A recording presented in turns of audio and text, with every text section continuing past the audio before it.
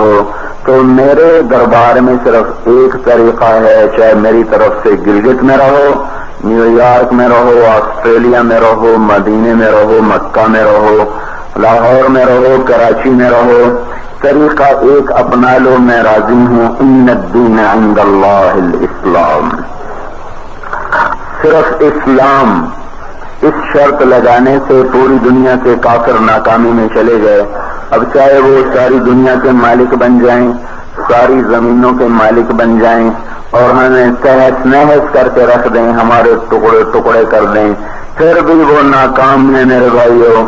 کامیابی صرف مسلمان کا مقدر ہے اور ناکامی صرف کافر کا مقدر ہے۔ فتح اور شکست، عزت و ذلت، فقر اور غنا، یہ تو آنی جانی چیز ہے، چلتی، یہ ڈھلتی چھاؤں ہے اور یہ اللہ تعالیٰ کا امتحان ہے۔ اس کمی اور بیشی کے ساتھ وہ آزماتا ہے۔ دنیا اور آخرت میں عزت اور کامیابی کا صرف ایک راستہ، جس کا نام ہے اسلام۔ ان الدین عند اللہ الاسلام۔ اس کے بعد کیا ہوگا؟ وَمَن يَبْتَغِ غَيْرَ الْإِسْلَامِ دِينًا فَلَن يُقْبَلَ مِنْهُ، اسلام کو چھوڑ کر اگر کوئی اور راستے پر آئے گا تو وہ ناکام ہو جائے گا۔ ہم کمزور ہیں، ہم دنیا بھی بنانا چاہتے ہیں، آخرت بھی بنانا چاہتے ہیں، دونوں جہانوں کی عافیت چاہتے ہیں۔ اس کے لیے ہم نے مصیبت یہ کہ ہم نے راستہ غلط اختیار کر لیا۔ 55 سال سے ہمارے ساتھ دھوکہ ہوا، ہمیں سب کچھ پیسے میں دکھایا گیا، ہمیں سب کچھ دنیا کی چیزوں میں، اقتدار میں دکھایا گیا۔ معصوم بچے سے لے کر 80 سال کا بوڑھا یہ سمجھ بیٹھا پیسہ آئے گا تو کام بنے گا، پیسہ نہیں ہوگا تو کچھ بھی نہیں ہے۔ حکومت ہوگی تو بڑی عزت ہوگی، حکومت نہیں ہے تو کچھ بھی نہیں ہے۔ اور ہماری پارٹی ہوگی، سیاست ہوگی تو لوگ ہمیں سلام کریں گے، ورنہ کچھ بھی نہیں۔ ہمارا علم غلط کر دیا گیا۔ کسی قوم کا عمل غلط ہو جائے اس کا اتنا نقصان نہیں ہوتا جتنا ان کے علم کے غلط ہو جانے کا نقصان ہوتا ہے۔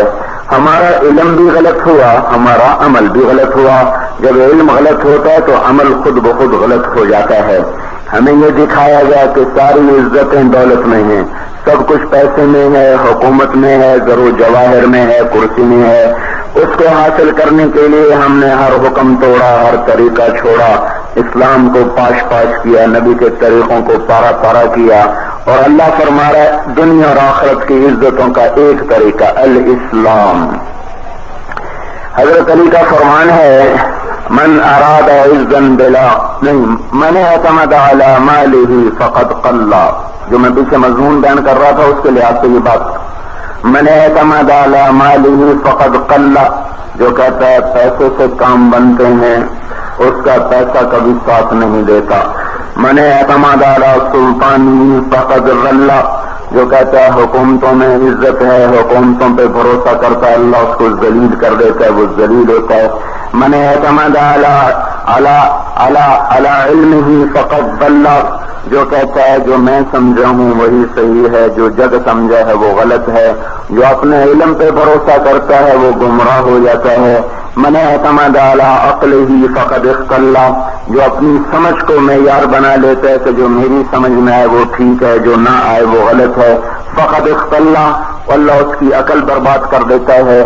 ومن اعتمد علی اللہ، جو کہتا ہے نہ میرا پیسے پہ بھروسہ، نہ دولت پہ بھروسہ، نہ حکومت پہ بھروسہ، نہ اپنے علم پہ بھروسہ، نہ اپنی عقل پہ بھروسہ، بلکہ میرا بھروسہ اپنے اللہ پر ہے، جو ابراہیم علیہ السلام نے کہا تھا انی وجہت وجہی للذی فطر السماوات والارض حنیفا، میں سب کو چھوڑ کے اللہ کی طرف پھر گیا، جو کہتا ہے میرا اللہ مجھے کافی ہے۔ میں نے اعتماد علی اللہ فلا قل ولا غل ولا ضل ولا اختل، جو کہتا ہے یا اللہ بس تو مجھے کافی ہے، تو اللہ تعالیٰ نہ اس کو کم پڑنے دیتا ہے، نہ کبھی اس کو تھوڑا ہونے دیتا ہے، نہ کبھی اس کو ذلیل ہونے دیتا ہے، نہ کبھی اس کو گمراہ ہونے دیتا ہے، نہ اس کی عقل کو خراب ہونے دیتا ہے۔ اللہ اس کا ساتھی بن جاتا ہے اور اس پر سایہ کر دیتا ہے۔ میرے بھائیوں، ہماری راہ غلط ہو گئی، ہم دنیا کی چیزوں میں عزت تلاش کرنے لگے، دنیا کے مال و متاع کو اپنا اصل سرمایہ سمجھ بیٹھے۔ ہمارا اصل سرمایہ اسلام ہے، ہماری اصل دولت اسلام ہے، جس میں اللہ اور اس کے رسول کی مان کے چلنا یہ کامیابی کا راستہ ہے۔ پھر ایک اور فرمان حضرت علی کا، من اراد عزا بلا عشیرہ، جو چاہتا ہو مجھے گلگت میں عزت ملے پر خاندان کوئی نہیں، اس کے پیچھے کوئی بڑے خاندان کا نہیں ہے، کمزور خاندان کا ہے، غریب خاندان کا، پر عزت تو ہر آدمی چاہتا ہے۔ وغنى بلا مال، چاہتا ہے میں غنی بن جاؤں اور پیسہ بھی کوئی نہیں ہے۔ وہیبۃ بلا سلطان، اپنا روب و دبدبہ بھی چاہتا ہے، طاقت بھی کوئی نہیں ہے۔ ووجاہۃ بلا اخوان، اپنی وجاہت بھی چاہتا ہے، نہ مسلم لیگ میں شامل ہے نہ پیپل پارٹی میں شامل ہے، کچھ بھی نہیں ہے، ویسے نام لے لیا، کوئی بھائی ناراض نہ ہو جائے، ویسے مثالاً نام لے لیا کہ اس کے پیچھے کوئی جماعت نہیں جو اس کو پشت پناہی کرے، جس سے اس کو وجاہت ملے، اس کے پیچھے کوئی طاقت نہیں جس سے اس کو ہیبت ملے، اس کے پیچھے بینک بیلنس نہیں جس سے اس کو مال ملے، اس کے پیچھے خاندان کوئی نہیں جس سے اس کو عزت ملے، تو یہ کیا کرے؟ عزت تو ہر آدمی کا ذاتی تقاضا ہے، عزت نفس کی طلب تو ہر انسان میں ہے۔ تو اللہ تعالیٰ تو حضرت علی ارشاد فرماتے ہیں کہ من اراد عزا بلا عشیرہ وغنى بلا مال، عزت چاہیے، غنی چاہیے، غنی بننا چاہتا ہے، ہیبۃ بلا سلطان، ہیبت چاہتا ہے، وجاہۃ بلا اخوان، اپنی وجاہت چاہتا ہے۔ ایک کام کر لے ایک چھوڑ دے، ایک کر لے ایک چھوڑ دے، کیا؟ فلیخرج من ذل معصیۃ اللہ الی عز طاعت اللہ، اللہ کی نافرمانی کی راہوں کو چھوڑ دے، یہ ذلیل راستے ہیں، اللہ کی فرمانبرداری کا راستہ اختیار کر لے، یہ عزت کا راستہ ہے۔ جو اس راہ پہ چلے گا اللہ عزت دے گا، خاندان کے بغیر بلال کی طرح، اللہ غنا دے گا پیسے کے بغیر ابو ذر کی طرح، اللہ تبارک و تعالیٰ اس کو ہیبت دے گا، اللہ تعالیٰ اس کو وجاہت دے گا، اللہ تبارک و تعالیٰ اس کی دنیا اور آخرت کی ساری چیزوں کو اس کے قدموں میں لا کے ڈھیر کرے گا، پر ایک کام کرے کہ اللہ کا بن جائے۔ ان الدین عند اللہ الاسلام، یہ وہ کامل طریقہ زندگی ہے، یہ وہ کامل طریقہ زندگی ہے میرے بھائیوں جو اس امت پر آ کر مکمل ہوا۔ الیوم اکملت لکم دینکم واتممت علیکم نعمتی ورضیت لکم الاسلام دینا۔ الیوم، آج میں نے مکمل کر دیا تمہارے لیے دین کو، پورا کر دیا تم پر نعمت کو۔ یہ تو ہو گیا ترجمہ، لیکن اس میں کچھ بڑی خوبصورت باتیں چھپی ہوئی ہیں۔ الیوم کو اللہ پہلے لائے ہیں، الیوم کا لفظ جب پہلے آ گیا تو یہ اس بات کا مطلب دے رہا ہے کہ اگلا جو کام ہو رہا ہے وہ آج ہو رہا ہے، آج سے پہلے کبھی نہیں ہوا۔ الیوم، الیوم، آج ہو رہا ہے۔ کیا ہو رہا ہے؟ اکملت، کامل کر دیا میں نے، لکم کا لفظ بتاتا ہے کہ صرف تمہارے لیے اور کسی کے لیے، صرف تمہارے لیے۔ لکم کو اللہ تعالیٰ پہلے لائے اور دین کو بعد میں لائے۔ الیوم، یہ کام آج ہو رہا ہے، پہلے کبھی نہیں ہوا۔ آدم علیہ السلام سے لے کر آج تک پہلے کبھی نہیں ہوا، آج ہو رہا ہے۔ 9 ذوالحج کو 10 ہجری میں آج ہو رہا ہے۔ اکملت لکم دینکم، میں نے تمہارے لیے خاص طور پر، تمہارے علاوہ کسی کے لیے نہیں، صرف تمہارے لیے کیا کیا؟ تمہارے دین کو مکمل کر دیا۔ دینکم فرمایا، تمہارا دین۔ تمہارا دین کیا مطلب؟ تمہارا دین جیسے اپنی بکریوں کی حفاظت کرتے ہو اس کی بھی حفاظت کرو، جیسے اپنے گھر کی حفاظت کرتے ہو اس کی بھی حفاظت کرو، یہ بھی تمہارا ہی ہے۔ ایسی چھوٹی چھوٹی باتوں پہ جھوٹ بول دینا اور اللہ کے حکموں کو توڑ دینا، اپنی اصل جائیداد کو برباد نہ کرو، اصل چیز تمہارا دین ہے۔ الیوم، آج ہو رہا ہے، پہلے نہیں۔ لکم، تمہارے لیے ہو رہا ہے، تم سے پہلے نہیں۔ کیا ہو رہا ہے؟ دین کامل ہو رہا ہے۔ اتممت، اور اس کو پورا کیا جا رہا ہے۔ علیکم، تم سب کے اوپر۔ علیکم کا لفظ یہ بتاتا ہے کہ دین کا معاملہ دنیا کی طرح نہیں ہے۔ دنیا تو مقدر کی ملے گی، مقدر کی ملے گی، زیادہ زور لگاؤ تھوڑا زور لگاؤ، اللہ رفعت الاقلام وجفت الصحف، اللہ نے قلم چلا دیے اور سبھی سے خشک ہو گئے۔ جو لکھا ہے ملے گا۔ اوپر ٹنکی میں 100 گیلن پانی ہے، نیچے ہم نے 100 ٹوٹیاں لگائیں پھر بھی 100 گیلن نکلے گا، 10 ٹوٹیاں لگائیں پھر بھی 100 گیلن نکلے گا، 1 ٹوٹی لگائی پھر بھی 100 گیلن نکلے گا، 1000 لگا دیں پھر بھی 100 گیلن نکلے گا۔ ما نشاء لمن نريد من كان يريد العاجلة، عجلنا لہو فیہا ما نشاء لمن نرید، جو ہم سے دنیا چاہتا ہے ہم اس کو اتنا دیتے ہیں جتنا ہم چاہتے ہیں، جتنا وہ چاہتا ہے وہ نہیں، جتنا ہم چاہتے ہیں اتنا دیں گے۔ یہ تو دنیا کا معاملہ ہے۔ دین کے بارے میں کیا فرمایا؟ علیکم علیکم علیکم۔ علیکم کا کیا مطلب ہے؟ میں نے دنیا کی مثال دی ہے ٹینکی کے ساتھ، نیچے ٹوٹی 100 لگاؤ 1 لگاؤ پانی اتنا آئے گا جو اوپر ہے۔ علیکم میں کیا بتا رہے ہیں اللہ تعالیٰ کہ جو میں تمہیں دین دے رہا ہوں اس کی مثال دنیا کی نہیں ہے، اس کی مثال بارش کی ہے جو گلگت کے پہاڑوں پر ہوتی ہے۔ اب تم لوگ پیالہ رکھو گے تو اللہ پیالہ بھر دے گا، گلاس رکھو گے تو گلاس بھر دے گا، اور جگ رکھو گے تو جگ بھر دے گا، لوٹا رکھو گے تو لوٹا بھر دے گا، ٹب رکھو گے تو ٹب بھر دے گا، حوض رکھو گے حوض بھر دے گا۔ دین کے معاملے میں دینے والا کوئی کمی نہیں کر رہا، لینے والے کا اپنا اپنا ظرف ہے۔ چھوٹے ظرف والے کو تھوڑا ملے گا، بڑے ظرف والے کو بڑا ملے گا، بہت بڑے ظرف والے کو بہت زیادہ ملے گا۔ فصالت اودیۃ بقدرھا، بقدرھا کا لفظ یہ بتا رہا ہے کہ جتنا اللہ سے مانگو گے اتنا ہی مل جائے گا۔ دنیا کا معاملہ یہ نہیں، جتنا اللہ چاہے گا اتنا دے گا۔ دین کے بارے میں فرمایا لینے والے بنو، دینے والے میں کمی کوئی نہیں، وہ دے رہا ہے دے رہا ہے دے رہا ہے، جتنا مرضی لے لو، اللہ کے خزانوں میں کمی کوئی نہیں ہے۔ تو میرے بھائی اللہ نے اس کو مکمل کیا، اللہ نے اس کو کامل کیا۔ وَرَضِيتُ لَكُمُ الْإِسْلَامَ دِينًا، اس کا نام اللہ تعالیٰ نے اسلام رکھا، اور ہمارے نبی پاک صلی اللہ تعالی علیہ وسلم پر اس کو مکمل فرمایا، اور ساری دنیا کے انسانوں کو اعلان کروایا گیا کہ آپ اب آج کے بعد اس دین کو چھوڑ کر جو بھی زندگی گزارے گا ہلاک ہو جائے گا۔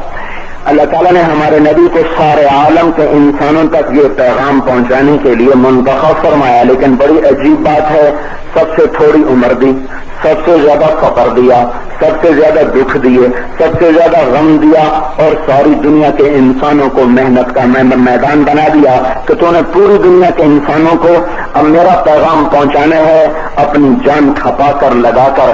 اس بات کا تقاضا تو یہ تھا کہ اللہ کا نبی آج بھی زندہ ہوتا اور ہمیں خود آ کر تبلیغ کرتا تو ہم بھی صحابی بن جاتے، ہمیں بھی صحابی ہونے کا شرف حاصل ہو جاتا۔ ساری دنیا کے نیک انسان مل جائیں، ایک صحابی کے ایک بال کے برابر نہیں ہو سکتے۔ تو اللہ تعالیٰ نے کام کیا کیا کہ ہمارے نبی کو بالکل 23 سال 63 سال اور 4 مہینے آپ کی ٹوٹل عمر ہے، 63 سال اور 4 دن، 63 سال 4 دن قمری لحاظ سے، 61 سال 6 مہینے کچھ دن شمسی لحاظ سے، اور زمانہ دے اور 22,330 دن اور 6 گھنٹے آپ کی ٹوٹل عمر ہے ایام کے لحاظ سے۔ اس میں سے آپ کی نبوت ہے 23 سال، جو 8,156 دن بنتے ہیں۔ 8,156 دن میں کہا پوری دنیا کو میرا پیغام پہنچا دے اور پھر میرے پاس واپس آ جائے۔ اب یہ کیسے ہوگا؟ یہ کیسے ہوگا؟ تو اللہ جل جلالہ نے میرے بھائیوں یہ احسان فرمایا، پوری امت کو اللہ تعالیٰ نے منتخب فرمایا۔ هو اجتباکم، کہ ہم نے تمہیں چنا ہے، هو اجتباکم، ہم نے تمہیں چنا ہے۔ کس بات کے لیے چنا ہے؟ اپنے پیغام کو دنیا میں پہنچانے کے لیے۔ اسلام اللہ کا آخری پیغام ہے اور پوری دنیا تک پہنچانا اس امت کے ذمہ ہے۔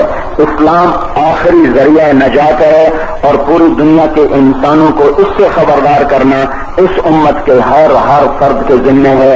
پوری امت کے امیر و غریب کے اللہ تعالیٰ نے ذمہ لگایا، اور حضور صلی اللہ تبارک و تعالی علیہ وسلم نے اپنے اس مینا کی وادی میں آپ نے اس کو مکمل کر کے ہماری طرف منتقل فرمایا۔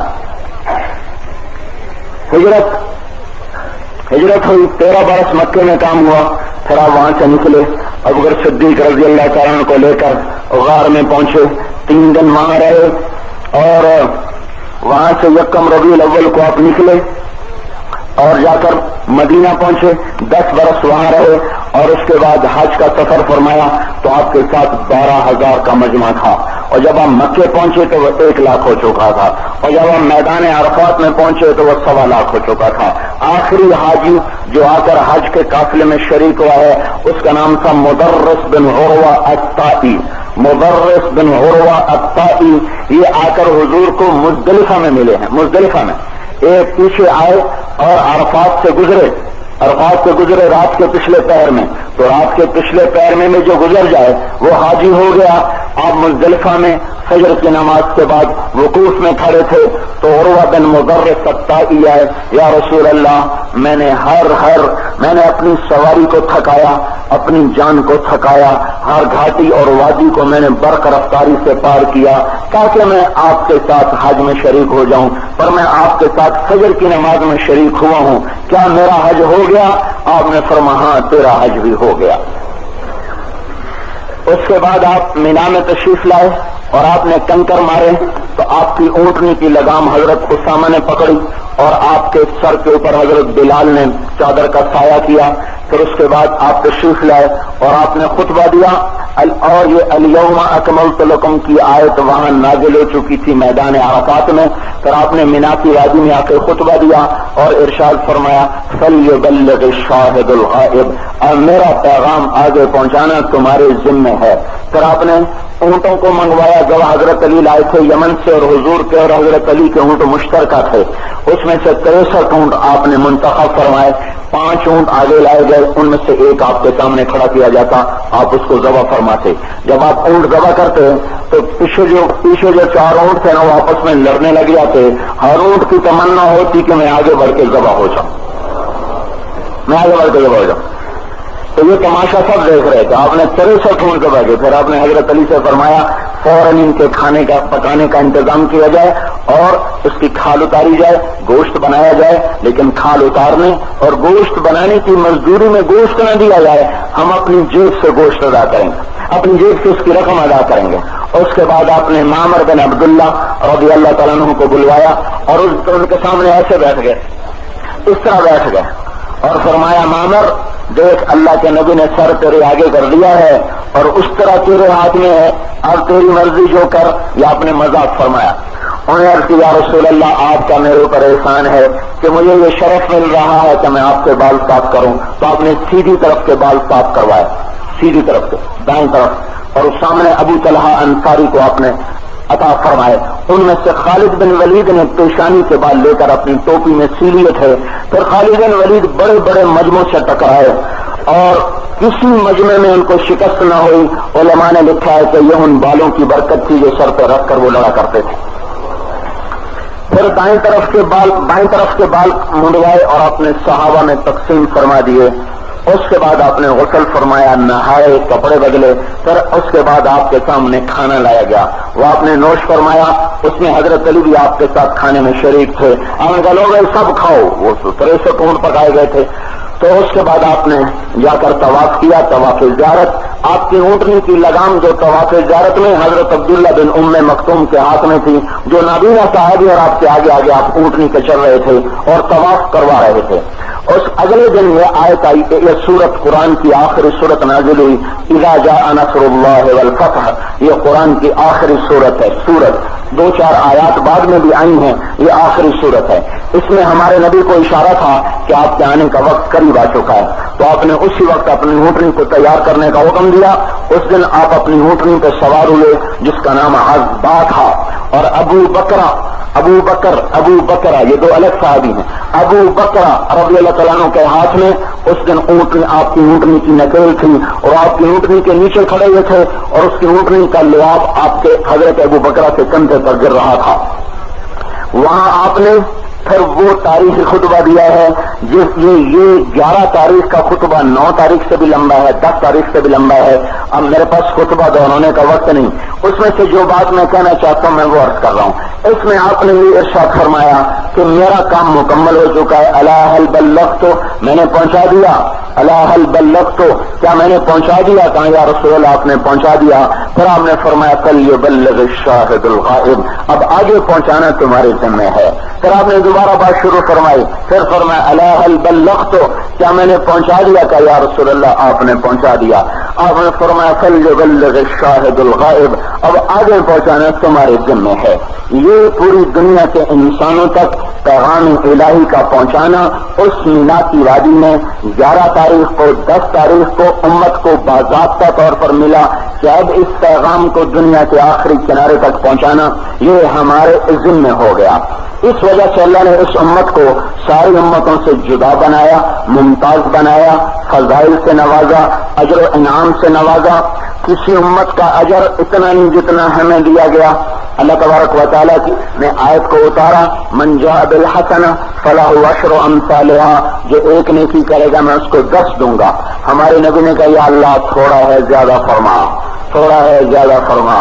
اللہ نے دوسری آیت اتاری، من ذا الذی یقرض اللہ قرضا حسنا فیضاعف لہ اضعافا کثیرا، کون ہے جو اللہ کو قرضہ دے اللہ اس کو کئی گنا کر کے واپس کر دے۔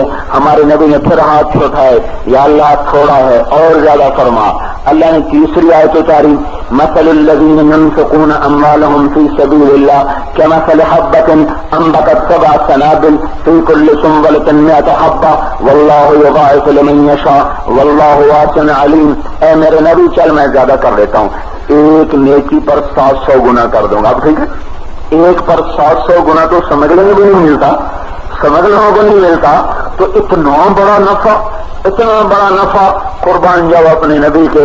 وہ بول اٹھے نہیں یا اللہ ابھی بھی تھوڑا ہے، زیادہ فرما، زیادہ فرما۔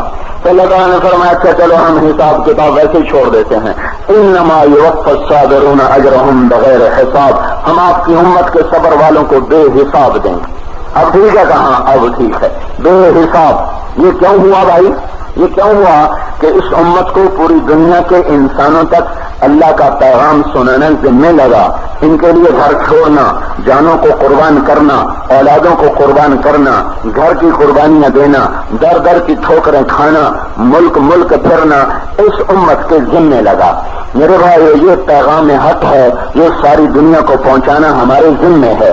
اب وہ پیغام کیا ہے اور اس کے لیے کیا صفات ہیں جس پر چل کر جس پیغام کو پہنچا کر ہم کامیاب ہو سکتے ہیں، مجھے یہ بات عرض کرنی ہے۔ پوری دنیا کو ہدایت کا پیغام سنانے کے لیے اب کوئی نبی نہیں آئے گا، ہمارا نبی آخری نبی ہے، اس کے بعد کوئی نبی نہیں ہے۔ لا نبی بعدی لا امت بعدکم، میرے بعد نبی کوئی نہیں، تمہارے بعد امت کوئی نہیں۔ ساری دنیا کے انسانوں جنات کے لیے اصطرفنا الیک نفرا من الجن، اللہ نے جنات کا نبی بنایا۔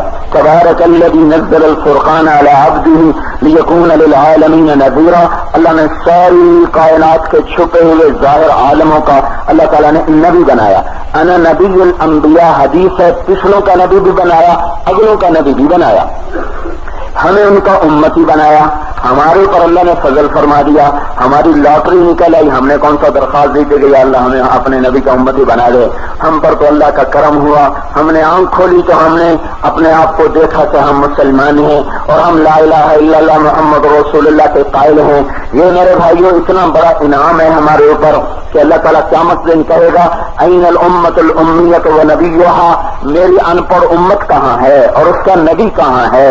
یہ اعلان ہوگا، سارے راستے سے لوگ ہٹ جائیں گے اور یہ امت آگے ہوگی، ان کا نبی ان سے بھی آگے ہوگا، اور سب سے اوپر ایک جگہ پر اس امت کو کھڑا کیا جائے گا۔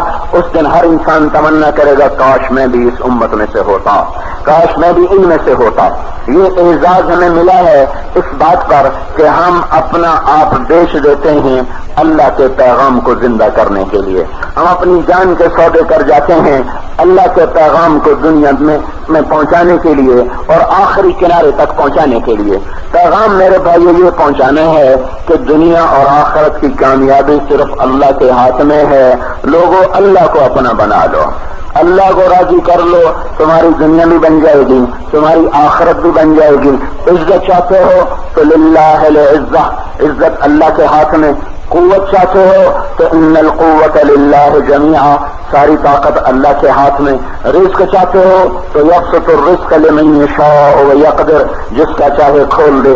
اولاد چاہتے ہو تو یہب لمن یشاء اناثا ویہب لمن یشاء الذکور ویزوجہم ذکرانا واناثا، بیٹیاں چاہو گے تو وہ بھی اللہ ہی دے گا، اللہ کے سوا کوئی نہیں دے سکتا۔ ایک اللہ ہے بحر و بر میں، سرا سریا میں، عرش و فرش میں، شرق و غرب میں، شمال و جنوب میں۔ للہ المشرق والمغرب، مشرق بھی اللہ کا، مغرب بھی اللہ کا۔ فإنما تولوا فثم وجہ اللہ، تم ادھر دیکھو گے تو اللہ، ادھر دیکھو گے تو اللہ، ادھر دیکھو گے تو اللہ، ادھر دیکھو گے اللہ، اوپر دیکھو گے اللہ، پہاڑوں کی چوٹیوں پہ اللہ، برف کی چوٹیوں پہ اللہ، اور بل کھاتے ہوئے سانپ بتائیں گے، لہراتے ہوئے سانپ بتائیں گے، جھپٹتے ہوئے عقاب بتائیں گے، یہ دریا کی روانی بتائے گی، خوبانی کا خوبصورت پھل بتائے گا، اور خوبصورت مور ناچتا ہوا بتائے گا، بلبل کا نغمہ بتائے گا، پھول کی مہک بتائے گی، اس کی پنکھڑیوں کا رنگ بتائے گا، لکڑی میں سے رنگ نکلنا بتائے گا، اور اس کے اندر پھل کا لگنا بتائے گا، پھلوں میں ذائقے کا بھرنا، یہ بتائے گا کہ ایک اللہ ہے جس کے ہاتھ میں سب کچھ ہے۔ ہم یہ پیغام دینا چاہتے ہیں ساری دنیا کے انسانوں کو، اے پوری دنیا کے انسانوں، عزتوں کا مالک اللہ، حکومتوں کا مالک اللہ، قل اللہم مالک الملک، ان کو بتاتے کیوں نہیں میرے نبی کہ سارے جہان کا بادشاہ تو اللہ ہے، تؤتی الملک من تشاء، جس کو چاہے حکومت دے دے، وتنزع الملک ممن تشاء، جس سے چاہے حکومت لے لے، وتعز من تشاء، جس کو چاہے عزت دے دے، وتذل من تشاء، جس کو چاہے ذلیل کر دے۔ یہ وہ اللہ ہے جو عزتوں کا فیصلہ کرے، ذلت نہیں آتی، ذلتوں کا فیصلہ کرے، عزت نہیں آتی۔ لڑکیاں دینا چاہے تو بیٹا نہیں ہوتا، بیٹا دینا چاہے تو بیٹی نہیں ہوتی، بانجھ کر کے دکھا دے تو کوئی اولاد نہیں دے سکتا، زندگی کے ارادے کرے تو کوئی مار نہیں سکتا، موت کے ارادے کرے تو کوئی زندہ نہیں رکھ سکتا۔ مچھلی نے نگلا یونس علیہ السلام کو، پانی کے اندر موت، مچھلی کے پیٹ میں موت، مچھلی کو ایک اور بڑی مچھلی نے نگلا، دو مچھلیوں کے اندر، وہ مچھلیاں پانی کے اندر اور یونس علیہ السلام اس کے اندر، تین موتوں میں اللہ نے گرفتار کیا۔ پانی میں جانا موت، مچھلی کے پیٹ میں جانا موت، مچھلی در مچھلی میں جانا موت۔ اللہ نے 40 دن اس کے اندر بٹھا کے دکھایا کہ زندگی اور موت کے فیصلے آسمان سے ہوتے ہیں، زمینوں پہ نہیں ہوتے۔ یہ پیغام تو مسلمان بھی بھول گئے، وہ عزت انسانوں کے ہاتھ میں سمجھتے ہیں، زندگی موت انسانوں کے ہاتھ میں سمجھتے ہیں، اور رزق کی تنگی اور فراخی انسانوں کے ہاتھ میں سمجھتے ہیں۔ کائنات اور بحر بر میں وَهُوَ الَّذِي فِي السَّمَاءِ إِلَٰهٌ وَفِي الْأَرْضِ إِلَٰهٌ، آسمانوں کا بادشاہ بھی اللہ تعالیٰ ہے، زمینوں کا بادشاہ بھی اللہ تعالیٰ ہے، مشرق کا مالک بھی اللہ ہے، مغرب کا مالک بھی اللہ ہے، شمال و جنوب کا مالک بھی اللہ ہے، اور ناری کا مالک بھی اللہ ہے، اور نوری کا مالک بھی اللہ ہے، اور خاکی کا مالک بھی اللہ ہے، اور آبی کا مالک بھی اللہ ہے، ان پہاڑوں کا مالک بھی اللہ ہے، اس پر لگی برف کا مالک بھی اللہ ہے، اس بہتے گلگت کے دریا کے ایک ایک قطرے کا مالک اللہ ہے، اس میں پڑے ہوئے پتھر کے ایک ایک ذرے کا مالک اللہ ہے، ان سنسناتی گرم اور ٹھنڈی ہواؤں کا مالک اللہ ہے۔ یرسل الریاح مبشرات، وہ جو ہواؤں کو ٹھنڈا کر کے چلا دے، وہی جو ارسلنا علیہم ریحا صرصرا، وہی جو ہواؤں کو گرم کر دے اور تیز کر دے، وہی جو ہواؤں پانیوں کو بخار بنا دے، وہی ان کو السحاب المسخر بین السماء والارض، وہی جو ان بخارات کو زمین آسمان کے درمیان بادلوں کی شکل میں بادلوں کی شکل میں کھڑا کر کے دکھا دے۔ الم نجعل الارض مہادا، اللہ تعالیٰ کا دعویٰ سنو، تیرے رب کے سوا کوئی ہے جس نے زمین بچھائی ہو، والجبال اوتادا، تیرے اللہ کے سوا کوئی ہے جس نے پہاڑ گاڑے ہوں، وخلقناکم ازواجا، کوئی ہے تیرے رب کے سوا جو گندے پانی پر کسی کو مرد بنا دے کسی کو عورت بنا دے۔ ہم تصویر بناتے ہیں کاغذ پر، کپڑے پر، پتھر پر، لکڑی پر، لوہے پر، تانبے پر، پیتل پر، ہیرے پر، اور روشنی میں سورج کی روشنی، لائٹ اور بجلی کی روشنی۔ میرا آپ کا رب وہ رب ہے جو ماں کے پیٹ میں، ماں کے رحم میں ایک اس ذرے پر، پانی کے اس قطرے پر جو آنکھوں سے نظر نہیں آتا، جو بڑے بڑے آلات سے نظر آتا ہے، اللہ اس چھوٹے حقیر فقیر قطرے پر عرش پر بیٹھ کر 3 ماہ کے اندھیروں میں فی ظلمات ثلاث وہ اپنی تجلی کو ڈالتا ہے، گندے پانی سے کسی کو مرد بناتا ہے، کسی کو عورت بناتا ہے۔ وَخَلَقْنَاكُمْ أَزْوَاجًا، تیرے رب کے سوا کوئی ہے جس نے تمہیں مرد بنایا، عورت بنایا؟ أَلَمْ نَجْعَل لَّهُ عَيْنَيْنِ، کوئی اللہ کے سوا ہے جو تمہیں آنکھیں دے سکے؟ وَلِسَانًا وَشَفَتَيْنِ، تیرے اللہ کے سوا کوئی ہے جو تمہیں زبان دے سکے، ہونٹ دے سکے؟ تیرے رب کے سوا کوئی ہے جو تیرے اندر روح ڈال سکے؟ وَنَفَخْنَا فِيهِ مِن روح، کوئی ہے تیرے رب کے سوا جو تیرے اندر روح کو ڈال سکے؟ کوئی ہے تیرے رب کے سوا جو ماں کے پیٹ میں تجھے رزق پہنچا سکے؟ یا ابن آدم من اوصل الیک الغذاء وانت جنین فی بطن امک، میرے بندے مجھے بتا تو صحیح، آج تو تو گلگت کے بازار میں جھوٹ بول رہا ہے کہ میں روٹی کہاں سے کھاؤں گا، تجھے وہ دن بھول گئے جب تو ماں کے پیٹ میں تھا اور جانے کا کوئی راستہ نہ تھا، وہاں تجھے رزق کس نے پہنچایا تھا؟ کون ہے تین اندھیروں میں رزق دینے والا؟ لم ازل ادبر فیک تدبیرا، میری تدبیر چلی حتی انفذت ارادتی فیک، میں نے اپنے ارادے کو تیرے اندر نافذ فرمایا، تیرے نطفے کو میں نے کیا کیا؟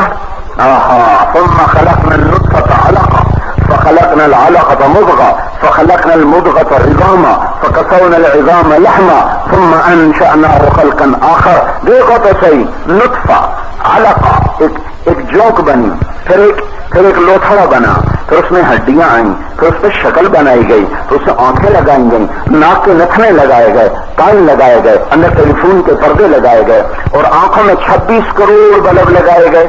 کتنے بلب ہیں ایک آنکھ میں؟ 13 کروڑ بلب ایک آنکھ میں ہے، اور 13 کروڑ دوسری آنکھ میں، 26 کروڑ آئی ریسیپٹر لگے ہوئے ہیں۔ اور اللہ تعالیٰ نے، یہ مسجد ہے، مسجد اس کا بل نہ دو تو یہ بجلی والے آ کر مسجد کی تار بھی کاٹ دیں گے، اس کی تار بھی کاٹ دیں گے۔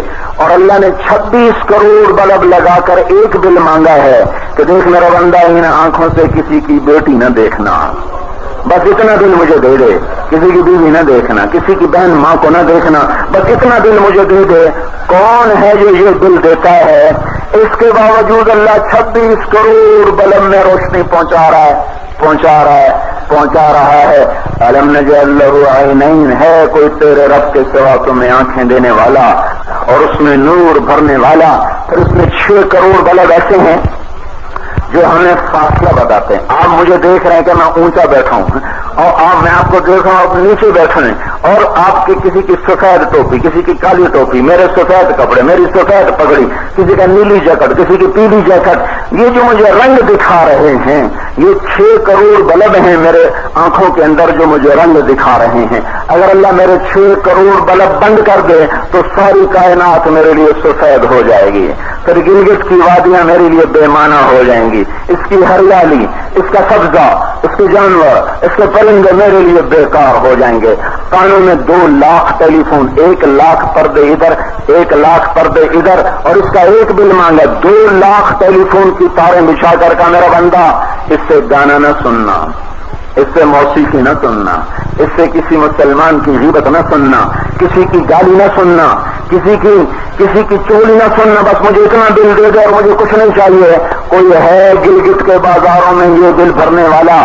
اور پھر بھی اللہ تعالیٰ کرنٹ جاری کر رہا ہے اور سنوا رہا ہے، سارے کان گندے ہو گئے موسیقی کی غلاظت کے ساتھ، پھر بھی اللہ سنوا رہا ہے۔ یہ پیغام دنیا کے انسانوں کو دینا میرے بھائیوں کہ سب کچھ اللہ کرتا ہے۔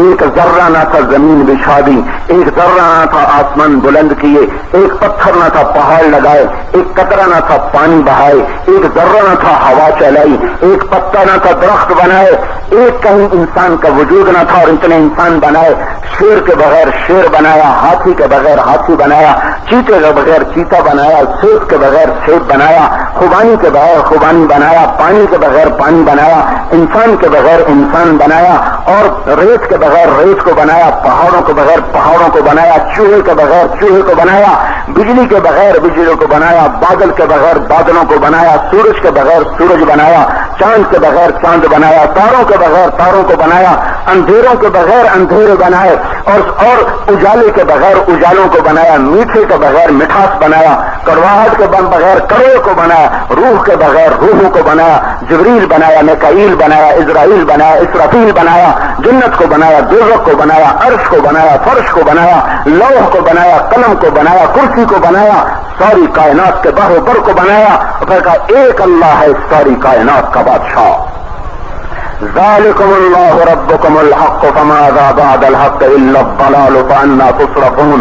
اے میرے بندو، جس نے بنایا ہے وہی مالک ہے، اس کے ملک میں آج تک شریک کوئی نہیں ہوا، اس کی حکومت میں کوئی شریک نہیں، کوئی وزیر نہیں، کوئی مشیر نہیں، کوئی اس کا ساتھی نہیں، کوئی سنگی نہیں، کوئی بیوی نہیں، کوئی بیٹا نہیں، وہ کھاتا نہیں، وہ پیتا نہیں، وہ سوتا سوتا نہیں، وہ اونگتا نہیں، وہ مرتا نہیں، وہ فنا سے پاک، وہ عدم سے پاک، وہ ہمیشہ باقی، ہمیشہ ابدی، ہمیشہ ازلی، وہ ہر قسم کی ضرورت سے پاک، مکان سے پاک، زمانے سے پاک، جگہ سے پاک، ضرورت سے پاک، حاجت سے پاک، غفلت سے پاک، ظلم سے پاک، جہل سے پاک، ذوق سے پاک، کمی اور جاتی سے پاک۔ ادھر دیکھے تو ادھر نظر نہ آئے، اللہ ایسا نہیں، اوپر دیکھے تو نیچے نظر نہ آئے، اللہ ایسا نہیں، آگے دیکھے تو پیچھے نظر نہ آئے، اللہ ایسا نہیں، وہ مشرق کو دیکھے تو مغرب نظر نہ آئے، اللہ ایسا نہیں، وہ مشرق بھی دیکھے مغرب بھی دیکھے، انسان جنات لوح قلم کرسی عرش و فرش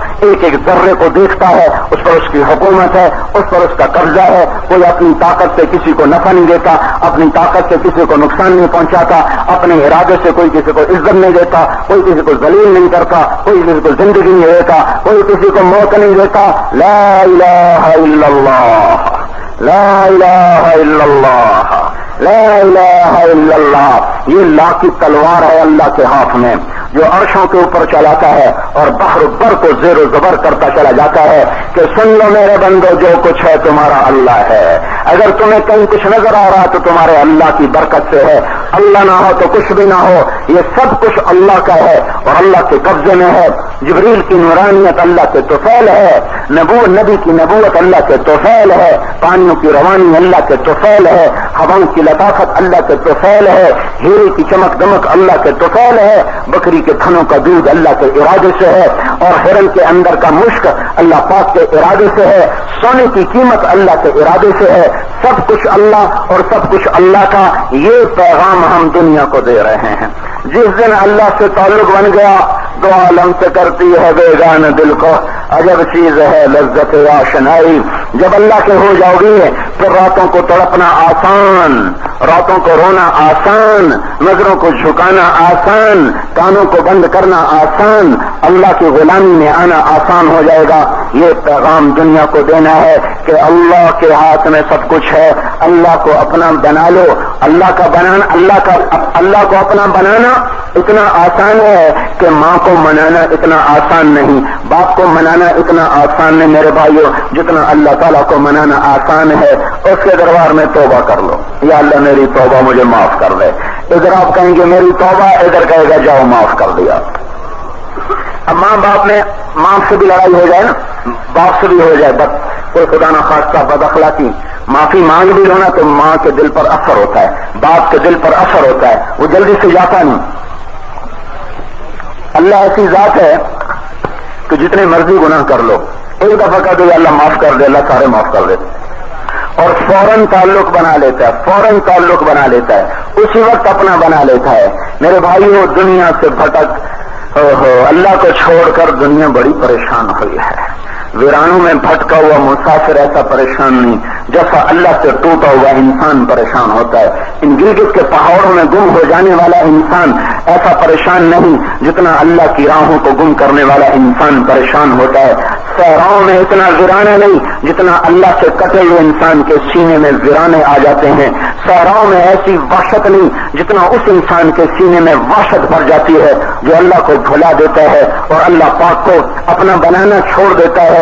میرے بھائیو، یہ تبلیغ میں پیغام دے رہے ہیں کہ پوری دنیا کے انسانوں کو سمجھاؤ، مسلمانوں کو سمجھاؤ کہ اللہ کے بن جاؤ، اللہ کے بن جاؤ۔ اللہ کے بن گئے تو سب کچھ تمہارا ہو گیا۔ اور اللہ کو ساتھ لینے کے لیے طریقہ حضرت محمد صلی اللہ تبارک و تعالی علیہ وسلم کا چاہیے۔ وہاں کالے گورے کا قصہ نہیں ہے، وہاں کالے گورے کا قصہ نہیں ہے، حسب نسب کا قصہ نہیں ہے، وہاں حضرت محمد صلی اللہ علیہ وسلم کی مبارک زندگی کا قصہ ہے۔ بلال حبشی تھا، حبشی کا بیٹا تھا۔ میں نے بڑا دیکھا، مجھے آج تک کسی کتاب میں نہیں ملا کہ حضرت بلال کے دادے کا کیا نام تھا۔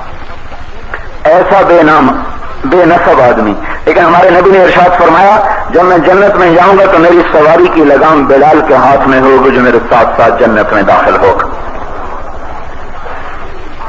ابو لہب چچا ہے، قریشی، ہاشمی، سید، کتنے خطاب ہیں؟ قریشی ہاشمی سید. قرآن نے کیا بولا؟ تبت یدا ابی لہب و تب. نہیں نہ یہ قریشی ہے، نہ ہاشمی ہے، نہ سید ہے، اس کے ہاتھ ٹوٹ جائیں. یہ میرے نبی کا دشمن، یہ دنیا کا بھی برباد ہے، آخرت کا بھی برباد ہے. اللہ سے تعلق بنانے کے لیے حضرت محمد صلی اللہ تبارک و تعالی علیہ وسلم کی مبارک زندگی ہے. ہمارے اندر اتنی اللہ اس کے رسول کی عظمت پیدا ہو جائے کہ ہم حضور پاک صلی اللہ علیہ وسلم کے مبارک سانچے میں ڈھل جائیں. جیسے فوجی اپنی شکل سے نظر آتا ہے یہ فوجی ہے، پولیس والا اپنی وردی سے نظر آتا ہے یہ پولیس والا، فوج والا اپنی وردی سے نظر آتا ہے یہ فوج والا. میرے بھائیو اتنی غلامی رسول کر لو کہ آپ جاتے ہوئے نظر آؤ یہ غلام رسول ہے، یہ غلام نبی ہے. یہ نام سے نہیں کام بنے گا، یہ نام سے نہیں کام. اس سراپے میں آؤ، اس سانچے میں آؤ. اللہ کے ہاں ظاہر کی بھی قیمت لگ جائے گی، ظاہر کی بھی قیمت لگ جائے گی. جب تک وردی ہوتی ہے تنخواہ تو ملتی رہتی ہے، چاہے کام الٹا کرے یا سیدھا کرے تنخواہ پھر بھی ملتی ہے. جب وردی اتر جاتی ہے تو ریٹائر ہو جاتا ہے، پھر ہماری طرح وہ بھی سڑکوں پہ دھکے کھاتا ہے. اللہ کے نبی کی اتنی اطاعت کر لو کہ آپ اس کی وردی میں نظر آؤ یہ غلام رسول ہے، یہ غلام نبی ہے. اللہ آپ کو چاہ لے گا. اللہ نے ایک کو چاہا، اسے اپنا حبیب بنایا، اسے حبیب اللہ بنایا اور اس کو سارے عالم سے. حضرت ابو ہریرہ نے پوچھا یا رسول اللہ آپ کو نبوت کب ملی تھی؟ متى وجبت لك النبوة؟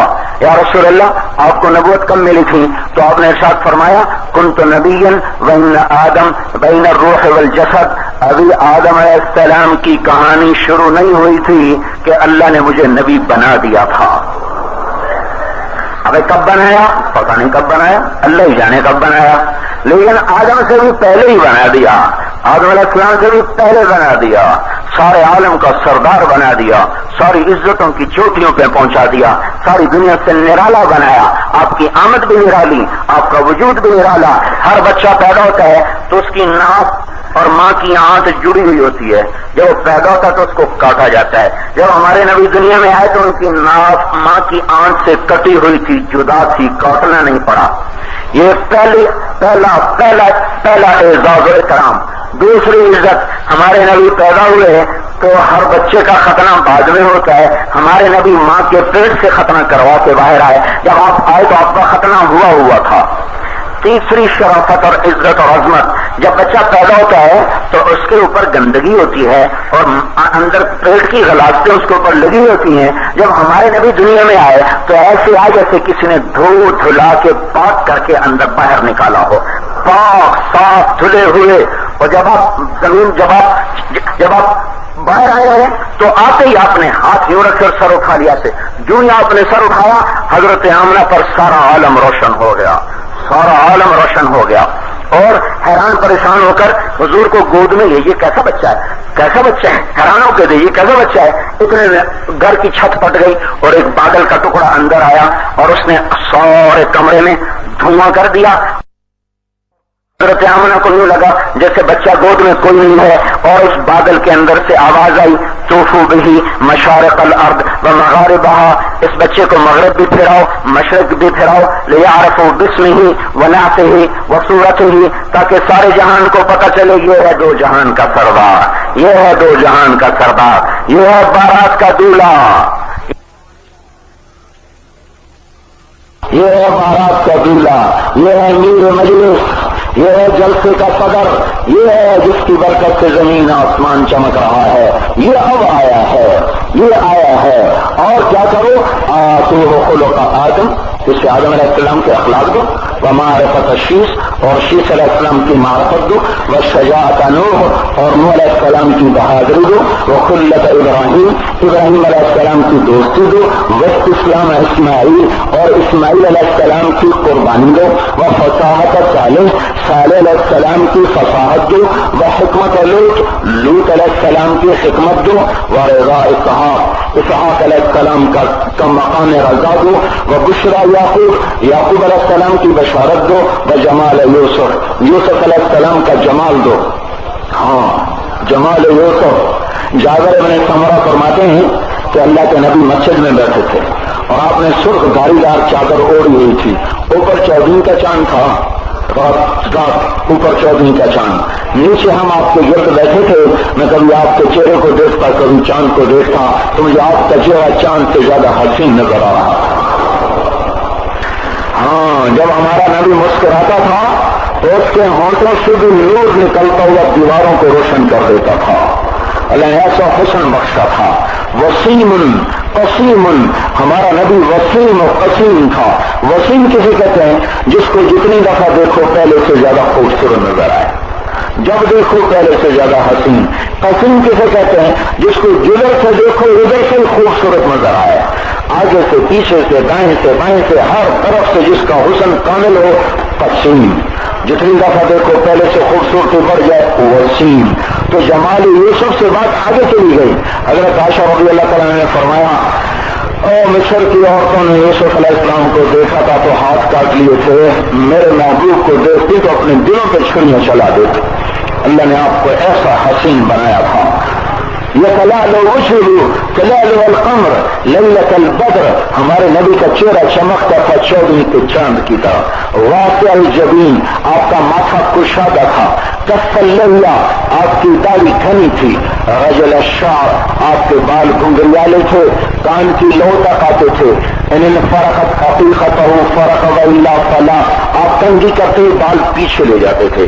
کبھی مانگ نکل آتی تو درمیان سے ہوتی تھی، دائیں بائیں سے نہیں ہوتی تھی۔ جب وہ نکل آتی تھی تو آپ مٹاتے نہیں تھے، لیکن آپ کا عام دستور مانگ نکالنے کا نہیں تھا، آپ کنگھی سے بال سارے پیچھے لے جاتے تھے۔ اور مشرب اللون، آپ کے یہ جگہ جس کو گال کہتے ہیں، یہ ایسے جگمگ کرتے تھے۔ زج الحواجب، آپ کے یہ بال جو آنکھوں کے اوپر ہوتے ہیں، ان کو اردو میں بھویں کہتے ہیں، ٹکنیاں کہتے ہیں۔ یہ آپ کے بال ایسے تھے جیسے کسی نے کمان کی شکل میں بنا کر گھڑ کے بنایا ہو، خوبصورت کمان کی طرح۔ میں نے غیر قرن، یہاں بال نہیں تھے، یہاں ایک رگ تھی جو غصے میں پھڑکتی تھی، یہاں بال نہیں تھے، یہاں ایک رگ تھی جو غصے میں پھڑکتی تھی۔ غلی الفم، آپ کے ہونٹ بڑے خوبصورت تھے جیسے کسی نے گھڑ کے بنائے ہوں، گھڑ کے۔ مفلج الاسنان، آپ کے یہ پہلے 4 دانتوں میں تھوڑا خلا تھا، جب آپ مسکراتے تھے تو حضرت علی نے فرمایا کہ یوں لگتا تھا کہ جیسے موتیوں سے موتی گر رہے ہوں۔ کیا مطلب موتیوں سے موتی گر رہے ہوں؟ کہ وہ بات بھی موتی ہوتی تھی اور دانت بھی موتی ہوتے تھے۔ براقت پنایا، آپ کے دانت موتیوں کی طرح چمکتے تھے۔ ولی الفم، اور آپ کی گردن لمبی تھی۔ فی عنقہ فتح، آپ کی گردن لمبی تھی۔ اور فی عینیہ تاج، آپ کی آنکھیں موٹی آنکھ تھی، لمبی آنکھ تھی، اس میں سرخ ڈورے تھے۔ اشکل، وہ لمبی تھی۔ اداج، اور موٹی، اداج، اور وہ روشن تھی۔ انجل، وہ سفید تھی۔ احور، اس میں سرما لگا تھا۔ اکحل، اور اس کے یہ بال، ان کو کہتے ہیں پلکیں اردو میں، یہ بال آپ کے لمبے تھے۔ فی اشفارہ وطف، اور آپ کی آنکھ میں ایسا سحر تھا، ایسی چمک تھی۔ جب آپ نظریں اٹھایا نہیں کر، آپ ہمیشہ اس طرح بیٹھتے تھے مجلس میں، جب کبھی دیکھنا تھا تو ایسے دیکھتے تھے، ایسے آنکھ اٹھا کے نہیں دیکھا۔ جب کبھی آپ آنکھ اٹھاتے تھے تو سب کی نظریں یوں جھک جاتی تھیں، پھر کسی میں ہمت نہیں ہوتی تھی کہ آپ کی آنکھوں میں آنکھیں ڈال سکے۔ فی صوتہ سحل، آپ کی آواز میں جادو تھا۔ لوگ کہتے تھے جادوگر ہے، قریب نہ جانا، جادوگر ہے۔ آپ کی آواز میں ایک جادو تھا، ایک نغمہ تھا، ایک کشش تھی جو آدمی کو کھینچ لیتی تھی۔ فی صوتہ سحل، آواز میں ایک ہیبت، ایک لطافت، ایک حسن، ایک دل ربائی تھی۔ اور سبط القص، آپ کا قد مبارک سیدھا تھا۔ اور آپ کو ایک اللہ نے معجزہ دیا تھا، آپ کا قد درمیانہ تھا، لیکن لمبے سے لمبے قد والا آدمی آپ کے ساتھ کھڑا ہوتا تو ہمارے نبی کا قد لمبا ہو جاتا، دوسرے کا چھوٹا ہو جاتا تھا۔ اور کیا تھا؟ دقیق المسروا، چھاتی کے درمیان تھوڑے سے بال تھے، وہ بالوں کا باریک دھاگا تار یہاں ناف تک آتا تھا، باقی جسم پہ بال کوئی نہیں تھے، باقی جسم آپ کا صاف تھا، چاندی کی طرح چمکتا تھا۔ اور آپ کے بازو لمبے تھے، طویل الزندین، انگلیاں بھی لمبی تھیں۔ سائل الاطراف، رحب الراحہ، یہ ہتھیلی کشادہ تھی۔ مسیح القدمین، پاؤں بڑے نرم تھے، ایسا لگا یہ تیل لگا ہوا. خمسان الاخمسین، یہ تلوے آپ کے گہرے تھے. ذریع المشیا، آپ بہت تیز چلتے تھے. یخطو تکفن، کندھے جھکا کے چلتے تھے، ایسے اکڑ کے نہیں چلتے تھے، ایسے کندھے جھکا کے چلتے تھے. نیچے نظریں رکھ کے چلتے تھے. جب آپ کو کوئی بلاتا تھا ادھر سے تو کبھی آپ یوں نہیں دیکھتے تھے نہ کبھی یوں دیکھتے تھے. اگر آپ کو ادھر سے کسی نے بلایا نا یا رسول اللہ، تو آپ پہلے اس کی طرف ایسے مڑ جاتے، پھر کہتے جی فرمائیے. کبھی آپ نے یوں نہیں دیکھ کر کہا کیا کہتے ہو ہماری طرف. تو جب کوئی ادھر سے بولا جی آپ فرمائیں، کوئی ادھر سے بولا جی فرمائیں، پورا آمنے سامنے ہو کر پھر کہتے جی فرمائیے. یہ ہمارے نبی کی کا سراپا تھا، یہ اس کے اخلاق تھے. آپ مجلس میں چوکڑی مار کے بیٹھتے، ایسے بیٹھتے تھے، باتیں کرتے کرتے اپنے ہاتھوں کو یوں ہلاتے رہتے. یہ آپ کے ہاتھ کی حرکت تھی. یہ ہاتھ اور یہ انگوٹھا، ہتھیلی سیدھی انگوٹھا الٹا، یہ اس کو ایسے ایسے آپس میں ٹکراتے رہتے تھے. یہ آپ کی ایک طبی اور فطری عادت ہے. اس طرح باتیں بھی کرتے رہتے، اس طرح بھی کرتے رہتے. تقریر کے دوران آپ ہاتھ اتنا اٹھاتے تھے، اتنا، ہماری طرح نہیں دبا دب اوپر نیچے، بس آپ اتنا ہاتھ اٹھاتے تھے، کبھی یہ کبھی یہ. جب آپ حیران ہوتے تھے تو ہاتھ کو یوں حرکت دیتے تھے، یوں. یہ آپ کے ہاتھ کی حرکت تھی جسے پتہ چلتا تھا حیران ہو رہے ہیں. جب آپ غمگین ہوتے تھے تو داڑھی کو پکڑ کے بیٹھ جاتے تھے. یہ اس بات کی نشانی تھی کہ آپ غمگین بیٹھ رہے ہیں. آپ نے ہمیشہ کرتا پہنا، کبھی چادر، خالی اوپر بھی چادر نیچے بھی چادر. زندگی میں ایک دفعہ شلوار بھی پہنی اور اسے پسند فرمایا تھا، بہت اچھا پردے والا لباس ہے. آپ کا تہمت ٹخنوں سے اوپر ہوتا تھا، گھٹنوں سے آدھی پنڈلی تک ہوتا تھا، یہاں تک رکھتے تھے. ہمیں فرمایا ٹخنا ننگا رکھنا، اگر ٹخنا ننگا نہ کیا تو یہ دوزخ میں جلایا جائے گا. ما اسفل الکعبین فی النار. کیوں؟ یہ تکبر کی نشانی ہے، یہ تکبر کی نشانی ہے، اور تکبر اللہ کے دربار میں پسندیدہ نہیں ہے. حضرت عثمان رضی اللہ تعالیٰ عنہ صلح حدیبیہ میں مکہ تشریف لے گئے تو ان کی پنڈلی تک آدھی پنڈلی رکھتے میں تھا. تو بنو امیہ نے کہا یہ کیا فقیروں والا لباس پہنا ہوا ہے، نیچے کرو. انہوں نے فرمایا میرا نبی ایسا پہنتا ہے، میں بھی ایسا ہی پہنوں گا، میں اس کے سوا نہیں کر سکتا. یہ حضرت محمد صلی اللہ علیہ وسلم کی مبارک زندگی. جمال یوسف سے میں نے آپ کو آپ کے نبی کا مختصر حلیہ بتایا ہے کہ یہ ہمارے نبی کا سراپا ہے، یہ حلیہ ہے، یہ صورت ہے، یہ مورت ہے، یہ سیرت ہے. قربان جاؤں حسان ابن ثابت پر جس نے کہا تھا وَأَحْسَنَ مِنْكَ لَمْ تَرَ قَطُّ عَيْنِي وَأَجْمَلَ مِنْكَ لَمْ تَلِدِ النِّسَاءُ خُلِقْتَ مُبَرَّأً مِنْ كُلِّ عَيْبٍ كَأَنَّكَ قَدْ خُلِقْتَ كَمَا تَشَاءُ. یہ دو شعر ایسے ہیں کہ ساری دنیا کی نعتیں ایک طرف رکھو اور یہ دو شعر ایک طرف رکھو تو ان دو شعروں کا وزن زیادہ ہے. تو میں وہ حدیث بیان کر رہا تھا، آواز آ رہی ہے، آواز آ رہی. خلق آدم، معرفت الشیخ، شجاعت نوح، خلت ابراہیم، واستسلام اسماعیل، فصاحت صالح، حکمت لوط، بشرا رضا اسحاق، بشرا یعقوب، جمال یوسف تک بات آئی تھی. آگے فرمایا شدت موسیٰ، موسیٰ علیہ السلام کی شدت دو، و جہاد یوشع، یوشع علیہ السلام کا جہاد دو، و حب دانیال، دانیال علیہ السلام کی محبت دو، و وقار الیاس، الیاس علیہ السلام کا وقار دو، و قلب ایوب، قلب ایوب دو، و لحن داود، لحن داود دو، و طاعت یونس، یونس علیہ السلام کی اطاعت دو، و عصمت یحییٰ، یحییٰ علیہ السلام کی پاک دامنی دو، و زہد عیسیٰ، عیسیٰ علیہ السلام کا زہد دو، و اغمسوہ فی اخلاق النبیین. اس بچے کو تمام نبیوں کے اخلاق عطا کر دو. یہ پیدا ہوتے ہی مل گئے. 1,24,000 نبیوں کے اخلاق پیدا ہوتے ہی بھر دیے گئے. 63 سال ترقی ہوئی. اب کون اللہ کے نبی کی تعریف کر سکتا ہے؟ کون کرے؟ کیسے کرے؟ یہ ہمارا دوسرا کام ہے کہ ہم پوری دنیا کے انسانوں کے سامنے اللہ کے رسول کی تعریف کرتے ہیں. بھائیو اسی کا میں تو یہی تبلیغ سمجھا ہوں. اللہ اس کے رسول کے گن گاؤ، یہی بات اللہ کو بھی پسند ہے، اس کے رسول کو بھی پسند ہے. پتہ نہیں اپنے فلسفے بیان کرتے ہوئے کہاں سے کہاں بہک جائیں. اللہ اس کے رسول کی تعریف کرو. کوئی بول تو اللہ کو پسند آ جائے گا، کوئی کسی بول پر تو اللہ خوش ہو جائے گا، راضی ہو جائے گا. اللہ اس کے رسول کی محبت کا دلوں میں بٹھانا یہ اس امت کے ذمے ہے. ہم اللہ کا تعارف کروائیں، اس کے نبی کا تعارف کروائیں. ہم تو جانتے ہی نہیں. حال یہ ہے، ملتان میرا ضلع ہے، وہ ایک ہمارے حکیم صاحب ہیں فیروز الدین صاحب، وہ کوئی تھوڑا بہت تبلیغ پہ اعتراض کرے نا، کیا تبلیغ کرتے پھرتے ہو، جاؤ کافروں کو تبلیغ کرو، مسلمانوں کو تبلیغ کرتے پھرتے ہیں، تو وہ نواں شہر آباد محلہ ہے، اس میں لے کے وہ کھڑے ہو جاتے. اور ایک آدمی گزر رہا، ہاں بھائی ہمارے نبی کا نام کیا تھا جی، مجھے تو پتا کوئی نہیں. دوسرا گزرا، بھائی ہمارے نبی کا نام کیا تھا جی، مجھے تو پتا کوئی نہیں. تیسرا گزرا، چوتھا گزرا، 10 15 20 21 آدمی ایک دفعہ، 21 آدمیوں سے ایک دفعہ انہوں نے پوچھا ہمارے نبی کا نام کیا، تو 2 نے بتایا، 19 نے کہا پتا کوئی نہیں، پتا ہی کوئی نہیں،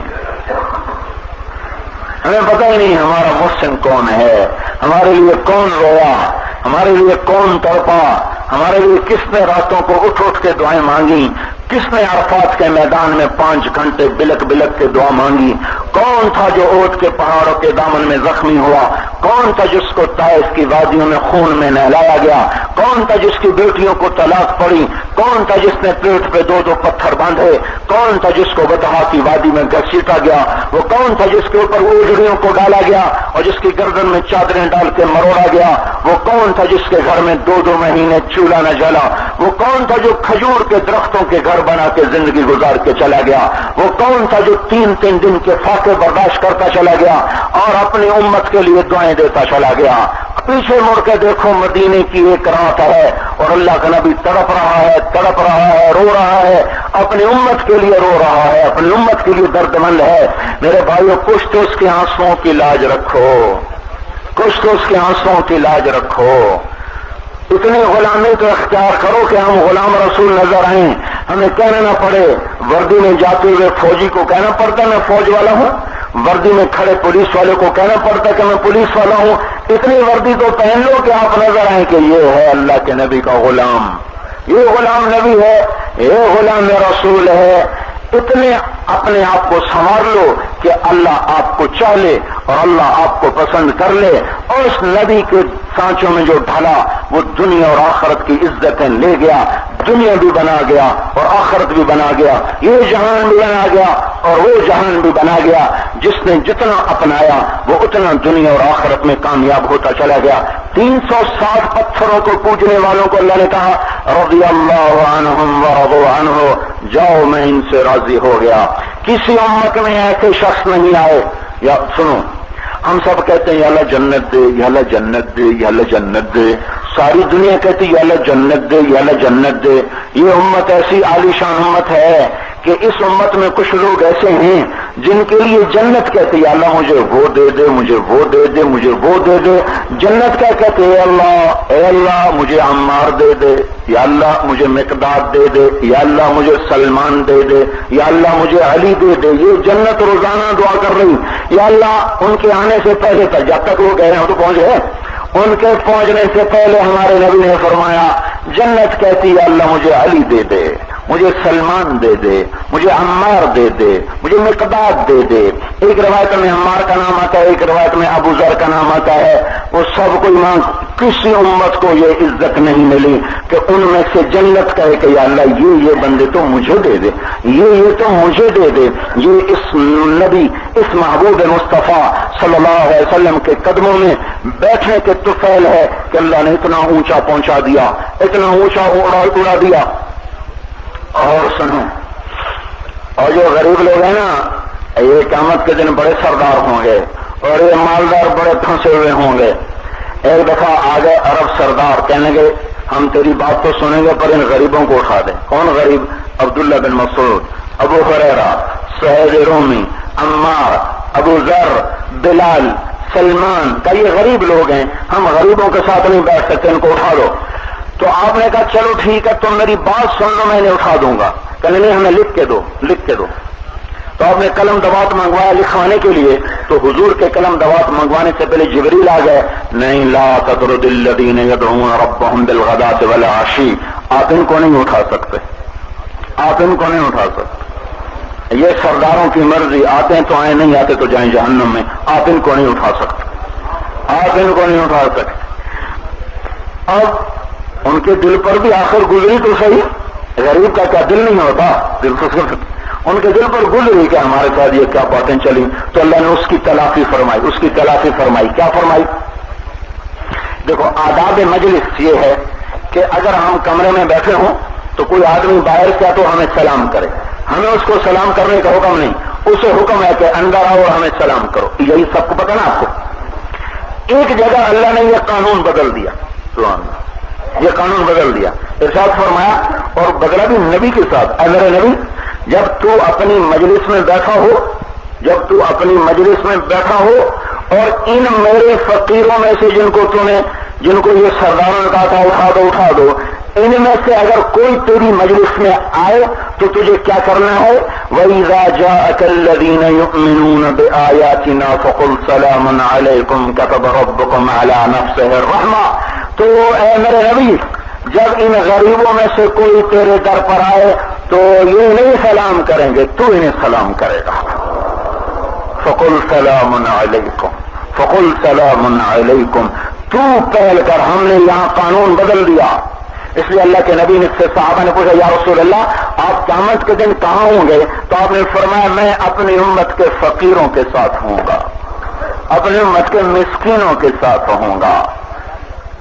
حضرت محمد صلی اللہ علیہ وسلم کے دامن کو تھاما تو ولید کا بیٹا سیف اللہ بن گیا، خطاب کا بیٹا فاروق بن گیا، عفان کا بیٹا ذو النورین بن گیا اور ابو قحافہ کا بیٹا صدیق بن گیا. پتھروں کے پجاری رضی اللہ عنہ بن گئے، ورضوا عنہ بن گئے، زندگی میں ہی جنت کی بشارتیں لے گئے. یہ وہ در ہے جس پر جھک کر دنیا اور آخرت کی عزتیں ملتی ہیں. جو اس در سے باقی ہوا یہ جہان بھی گنوا بیٹھا، وہ جہان بھی گنوا بیٹھا. میرے بھائیو ادھر آؤ، ادھر عزتیں ہیں. ادھر آپ نے حضرت علی کا ہاتھ پکڑا اور ایسے اپنے قریب کیا، پھر ارشاد فرمایا اتوبہ ان یکون منزلک مقابل منزلی فی الجنہ. اے علی کیا تو راضی ہے جنت میں تیرا گھر میرے گھر کے سامنے ہوگا؟ اور بھائی حضور کا گھر کہاں ہے؟ وسیلہ کیا ہے؟ جنت الفردوس کے ساتھ لگی ہوئی جنت ہے جو سب سے پہلی جنت ہے، پھر اس کے نیچے باقی جنتیں چلتی ہیں. تو آپ نے حضرت علی کو بشارت دی کہ جنت میں تیرا گھر میرے گھر کے سامنے ہوگا. پھر آپ نے حضرت عثمان کو بشارت دی جنت میں ہر نبی کا ایک ساتھی ہوگا، میرا ساتھی تو ہوگا. پھر آپ نے حضرت عمر کو بشارت دی کہ میں نے جنت میں محل دیکھا، میں نے پوچھا کس کا؟ کہا گیا قریشی کا، میں سمجھا میرا. جب جانے لگا تو مجھے کہا گیا عمر بن خطاب کا. پھر آپ نے فرمایا ابو بکر جب تو جنت کے دروازے پر آئے گا تو 8 دروازے کھل کر تیرا استقبال کریں گے، 8 دروازے کھل کر تیرا استقبال کریں گے. ادھر آؤ بھائیو، عزتیں یہاں چھپی ہوئی ہیں، عزتیں یہاں چھپی ہوئی ہیں. آپ نے فرمایا میں بھی ایک فرشتہ میرے پاس خبر لائے کہ میری بیٹی فاطمہ جنت کی عورتوں کی سردار ہے، میرے بیٹے حسن اور حسین جنت کے نوجوانوں کے سردار ہیں. اور آپ نے ارشاد فرمایا ایک رات آپ گھر میں تشریف لائے، حضرت فاطمہ کے گھر میں حضرت علی سوئے ہوئے، بچے سوئے ہوئے، فاطمہ سوئے ہوئے. آپ تشریف لائے تو حضرت حسن کی آنکھ کھلی، انہوں نے کہا اماں پانی. تو حضور صلی اللہ تعالی وسلم حضرت فاطمہ کو کہا تو چھوڑ دے، اور گلاس اٹھایا اور سامنے گھڑے میں پانی رکھا تھا، پانی نہیں لیا، باہر نکل گئے. باہر ایک بکری کھڑی تھی، اس میں دودھ بھی کوئی نہیں تھا. آپ نے اس طرح اس کے تھنوں پہ ہاتھ پھیرا، اس میں سارا دودھ بھر گیا. تو آپ نے تازہ دودھ نکالا اور لے کے اندر آئے. اتنے میں حضرت حسین بھی اٹھ گئے تھے. حضرت حسین جو تھے یہ حضرت حسن سے زیادہ پھرتیلے تھے، وہ آگے بڑھ گئے. آپ نے کہا تو پچھڑ جا. تو حضرت فاطمہ نے کہا یا رسول اللہ آپ کو حسن سے زیادہ محبت ہے. آپ نے فرمایا مجھے تو دونوں سے محبت ہے، اور جس نے پہلے مانگا اس کو پہلے دوں گا، جس نے بعد میں مانگا اس کو بعد میں دوں گا. لیکن بات یہ تھی کہ آپ نے ایک مرتبہ فرمایا کہ حسن میرا بیٹا ہے اور حسین علی کا بیٹا ہے. اور آپ نے فرمایا اللہ تعالیٰ نے پچھلی تاریخ میں کسی کا نام نہ حسن رکھا نہ حسین رکھا، اللہ نے یہ 2 نام میرے بیٹوں کے لیے چھپا کے رکھے تھے. اس نام کا پہلے کوئی آدمی نہیں آیا. حضرت فاطمہ جب بچہ پیدا ہونے کا وقت ہے تو آپ نے کہا میرے پاس بھیجنا، میں گھٹی دوں گا. گھٹی سمجھتے ہیں وہ بچے کو دیے. تو وہ لائے گئے تو آپ نے حضرت حسن کو آپ نے گھٹی دی، حضرت حسین کو حضرت فاطمہ نے گھٹی دی. آپ نے پوچھا فاطمہ کیا نام رکھا ہے؟ کہا جی حرب. آپ نے کہا نہیں اس کا نام حسن ہے. پھر 10 مہینے کے بعد حضرت حسین پیدا ہوئے. پھر آپ نے کہا فاطمہ کیا نام رکھا ہے؟ کہا جی حرب. حضرت فاطمہ کو حرب پسند تھا. کہا نہیں اس کا نام حسین ہے. اور آپ نے فرمایا یہ نام اللہ نے کسی کو نہیں عطا فرمائے، پہلی دفعہ میرے بچوں کے یہ نام رکھے جا رہے ہیں۔ حسن خوبصورت، حسین خوبصورت سراپا، اور حضرت حسن جو تھے وہ سر سے لے کر کمر تک حضور کے مشابہ تھے، اور کمر سے لے کر پاؤں تک حضرت علی کے مشابہ تھے، اور حضرت حسین سر سے لے کر کمر تک حضرت علی کے مشابہ تھے، اور کمر سے لے کر پاؤں تک حضور پاک صلی اللہ علیہ وسلم کے مشابہ تھے۔ تو آپ دونوں سے پیار کرتے تھے، اور آپ نے فرمایا حسن میرا بیٹا ہے اور حسین علی کا بیٹا ہے۔ حضرت اسامہ آئے رات کو کسی کام کے لیے، تو دونوں دروازے پہ دستک دی، آپ باہر نکلے تو آپ نے اپنی چادر ایسے اڑی ہوئی کھڑا کر کے اور چادر کے نیچے کسی کو اٹھایا ہوا۔ حضرت اسامہ بات کر کے جب فارغ ہوئے تو انہوں نے پوچھا یا رسول اللہ یہ کیا ہے؟ تو آپ نے ایسی چادر ہٹائی، تو ادھر حسن کو اٹھایا تھا ادھر حسین کو اٹھایا تھا، کہا یہ میرے بیٹے ہیں اور میری بیٹی کے بیٹے ہیں۔ پھر آپ نے دونوں کو چوما، پھر کہا اللہم انی احبہما، اللہ میں ان سے پیار کرتا ہوں، فاحبہما تو بھی ان سے پیار فرما، واحبب من احبہما، اور اے اللہ جو ان دو سے پیار کرے ان سے بھی تو پیار فرما، جو ان دو سے پیار کرے ان سے بھی تو پیار فرما۔ اور یہ ہے سیدہ شباب اہل الجنت الحسن والحسین، جنت کے نوجوانوں کے سردار ہیں حسن اور حسین، اور جنت کی خواتین کی سردار ہیں بیٹی فاطمہ۔ اور جب آپ نے دودھ پلا دیا وہ حسن کو بھی پلا دیا حسین کو بھی پلا دیا، تو اس کے بعد آپ نے فرمایا فاطمہ تو میں اور یہ دونوں بچے اور یہ جو سویا ہوا ہے، اس سارے قصے میں حضرت علی کی آنکھ نہیں کھلی، وہ سوئے رہے، کہ تو میں یہ دونوں اور یہ جو سویا ہوا ہے بمکان واحد یوم القیامہ، ہم پانچوں قیامت کے دن اکٹھے ہوں گے، ہم پانچوں قیامت کے دن اکٹھے ہوں گے۔ یہ عزتیں کہاں سے آ رہی؟ نبی کی غلامی سے۔ صرف یہ نہیں کہ ان کی اولاد تھے، اولاد ہونے سے عزت بے شک ملی، اس میں کوئی شک۔ آپ نے فرمایا میرا نسب ایک ایسا نسب ہے جو قیامت کے دن بھی نفع دے گا، لیکن صرف نسب نہیں تھا، 7 صفات تھیں جن پر اللہ تبارک و تعالی نے اتنے معصوم بچے اور بشارت دی جا رہی کہ یہ دونوں جنت کے سردار ہیں اور ان کی ماں جنت کی خواتین کی سردار ہے۔ تو میرے بھائیو، ہم ساری دنیا کو یہ پیغام دینا چاہتے ہیں کہ حضرت محمد صلی اللہ علیہ وسلم کے مبارک طریقوں میں ڈھل جاؤ، اسی میں دنیا اور آخرت کی عزتیں اور کامیابیاں چھپی ہوئی ہیں۔ ہماری کامیابی اور ناکامی کا مفہوم وہ پیسہ نہیں، وہ حکومت نہیں، وہ جائیدادیں نہیں، یاد رکھنا وہ اقتدار نہیں، وہ ممبر ہی نہیں۔ اگر اللہ اور اس کا رسول مجھ سے راضی ہو گیا تو میں کامیاب ہوں، پھر چاہے میرے ٹکڑے ٹکڑے کر دیے جائیں، اور اگر اللہ اس کا رسول مجھ سے ناراض ہے تو پھر میں ناکام ہوں، چاہے میں ساری دنیا کا بادشاہ بن جاؤں، ساری دنیا کے حکومتیں لے کر میں ناکام اگر میں نے اللہ کو ناراض کر دیا، اور ساری دنیا کی حکومتیں چھین کر میں کامیاب اگر میں نے اللہ کو راضی کر دیا۔ آئیو، اللہ اس کے رسول کو راضی کرنا یہ ہماری زندگی کا موضوع، اس پر لوگوں کو تیار کرنا یہ ہماری زندگی کا مقصد ہے۔ ہم گھر اس لیے نہیں چھوڑ رہے کہ ہمیں تبلیغی جماعت نے بھیجا ہے، نہیں، ہم گھر اس لیے چھوڑ رہے ہیں کہ ہمیں ہمارے اللہ کا حکم ہے، ہمارے نبی کا حکم ہے کہ جاؤ میرے اور میری محبت کے بیج بکھیرو، لوگوں کو بتاؤ کہ اللہ اس کے رسول کے دامن پکڑ لو، دنیا بھی تمہاری آخرت بھی تمہاری۔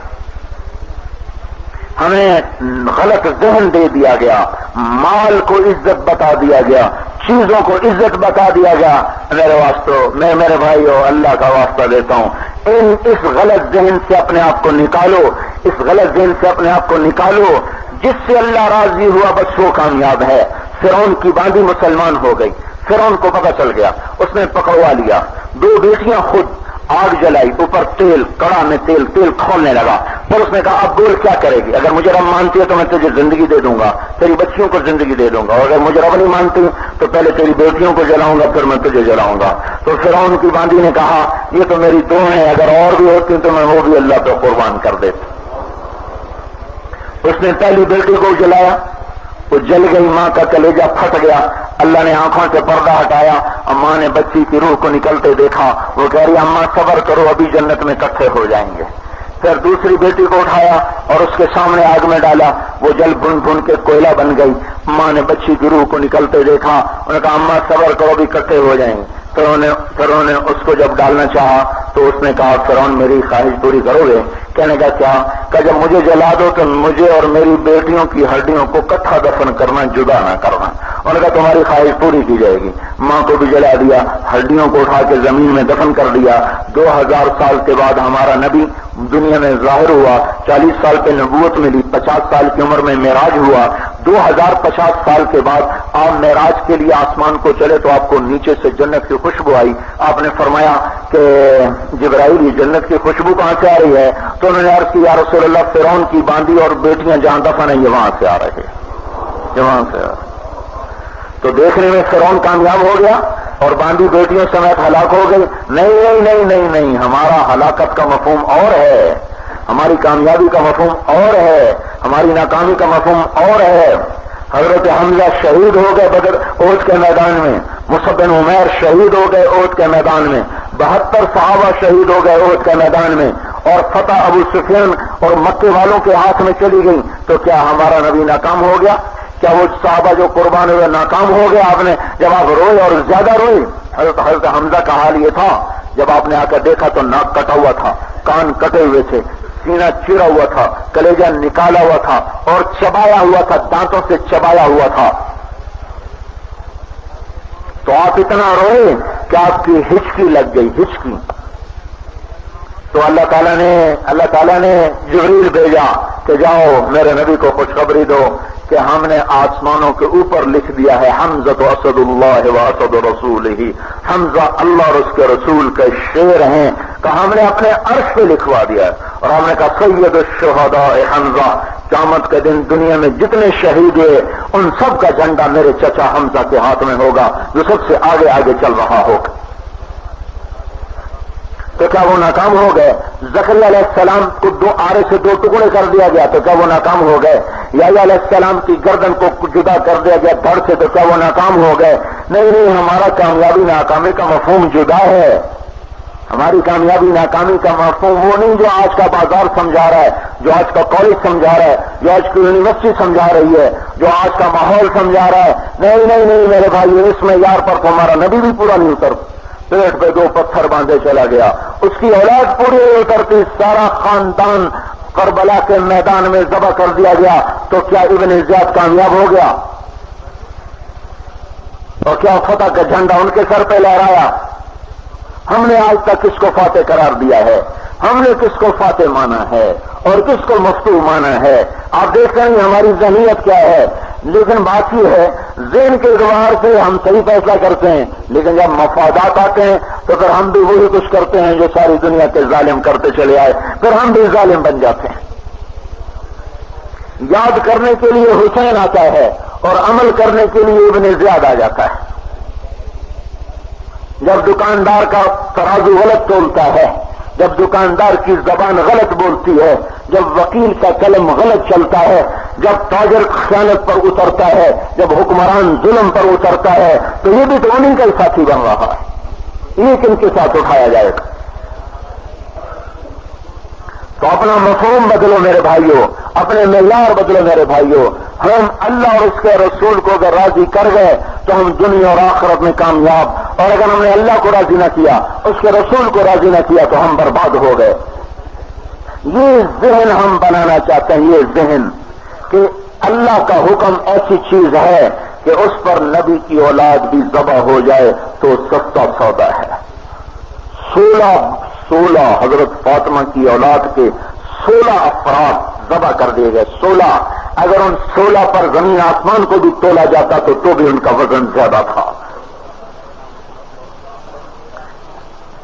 یہ اس لیے قربانی دلوائی گئی کہ ہم اللہ اور اس کے رسول پر کوئی سودے بازی نہیں کریں۔ حبیب بن زید رضی اللہ تعالیٰ عنہ کو مسلمہ کذاب نے پکڑ لیا، کہنے لگا ایک دفعہ کہہ دے میں اللہ کا رسول ہوں تو میں چھوڑ دوں گا، کہ یہ میں کبھی نہیں کہوں گا۔ اس نے ایک ہاتھ کاٹ دیا، پھر کہا اب بھی موقع مجھے کہہ دو، کہ کبھی نہیں کہوں گا۔ اس نے دوسرا ہاتھ کاٹ دیا، پھر کہنے لگا اب بھی موقع ہے، کہنے لگا کبھی نہیں کہوں گا۔ اس نے ایک پیر کاٹ دیا، پھر دوسرا پیر کاٹ دیا، کہنے لگا اب بھی موقع ہے، ایک دفعہ کہہ دے میں اللہ کا رسول ہوں۔ اگر جان بچانے کے لیے کہہ دیتے تو کیا حرج تھا؟ بعد میں توبہ کر لیتے. لیکن میرے بھائیوں، ایمان کی ایک سطح ایسی آتی ہے جب جان لگانا بچانے سے زیادہ محبوب بن جاتا ہے. میں نے کہا یہ نہیں کہوں گا جو کرنا کر لو، پھر اس نے بوٹیاں اتارنی شروع کی، ایک ایک بوٹی اتارتا گیا. کہو کا نہیں کہوں گا، کہو نہیں کہوں گا. سارے گھر سے گوشت ادھیڑ کے پھینک دیا، یہ نہ کہلوا سکے کہ میں نبی ہوں. جب یہ بات ان کی ماں ہمارا کو بتائی گئی تو انہوں نے بڑی دلیری سے کہا یہی دن دیکھنے کے لیے دودھ پلایا تھا، لہذا الیوم ارضعتہ، یہی دن دیکھنے کے لیے دودھ پلایا تھا. تو اللہ اس کے رسول کی مبارک زندگی کو زندہ کرنا، اس کو لے کے پھرنا، جس میں عبادات میں سر فہرست نماز ہے. میرے بھائیوں، گلگت میں کوئی بے نمازی نہ رہے، یہ تبلیغ کی محنت کا موضوع ہے. کوئی اللہ کے رسول کا باغی نہ رہے، یہ اس امت کی محنت کا موضوع ہے. ہمارا یہ مقصد زندگی ہے کہ ہم ایک ایک انسان کو اللہ کے رسول کی غلامی میں لاتے ہیں. ڈنڈے سے نہیں، پاؤں پکڑ کے، ہاتھ جوڑ کے، رو دھو کے. ہم ڈنڈے کے قائل نہیں، ہم محبت کے قائل ہیں. دلوں کو ہے محبت سے فتح کیا جاتا ہے، تلواروں سے نہیں فتح کیا جاتا. دل محبت سے جیتے جاتے ہیں. میرے بھائیوں، بموں سے اور جہازوں سے دل کوئی نہیں جیت سکا کبھی بھی. دل جیتنے کا راستہ اللہ کا نبی ہمیں محبت سکھا گیا. تو کوئی بے نمازی نہ ہو، نہ کوئی عورت بے نمازی، نہ کوئی مرد بے نمازی. جو ماتھا اللہ کے دربار میں نہیں جھوکتا، میرے بھائیوں یہ ماتھا ہی نہیں ہے. دیکھو اپنے سر کا جھومر سمجھتے، جھومر، یہ جو عورتوں کا زیور ہوتا ہے ماتھے کے اوپر ایک ٹکا، اردو میں جھومر، پنجابی میں ٹکا کہتے ہیں. پتہ نہیں آپ کی زبان میں کیا کہتے ہیں؟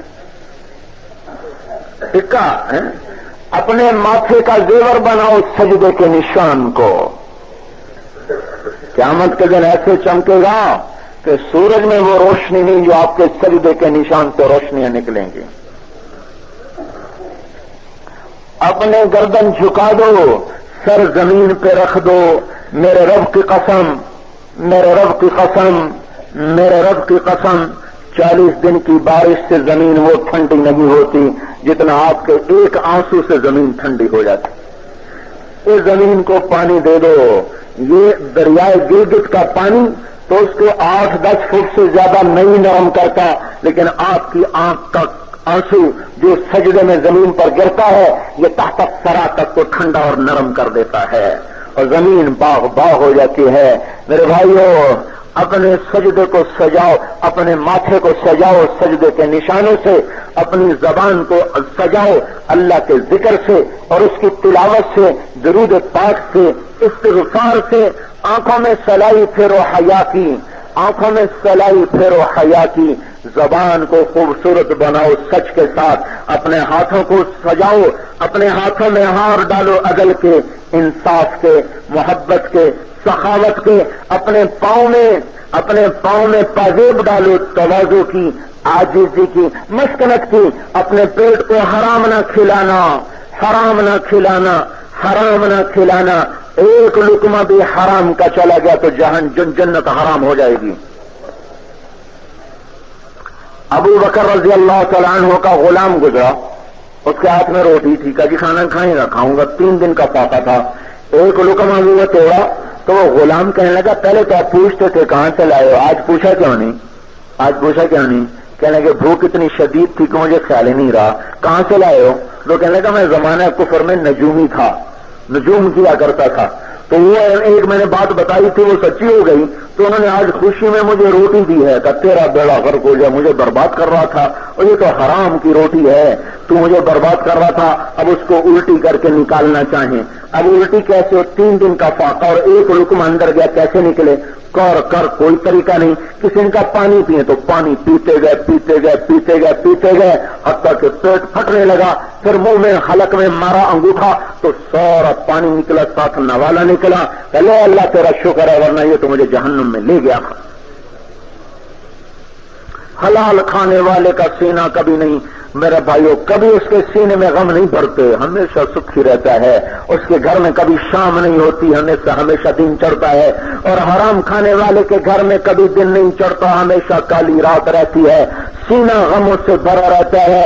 1960-70 کی دہائی میں 60-70 کی دہائی میں ایک آدمی نے کروڑوں کمائے، کروڑوں حرام سے، رشوت سے. بہت بڑا افسر تھا، کروڑوں کمائے. ہمارے علاقے کا تو میں اس سے اچھی طرح جانتا ہوں. وہ کہا کرتا تھا میں آج مر جاؤں میرے بیٹوں کو کسی کی پرواہ نہیں. میں نے ان کانوں سے سنا میں آج مر جاؤں میری اولاد کو کسی کی پرواہ نہیں. میرے بھائیوں پھر وہ مر گیا. پھر میں نے اس کے بیٹے سے اپنے انہی گنہگار کانوں سے سنا کاش ہمارا باپ حرام نہ جمع کرتا تو ہم بھی کوئی خوشی کا دن دیکھ لیتے.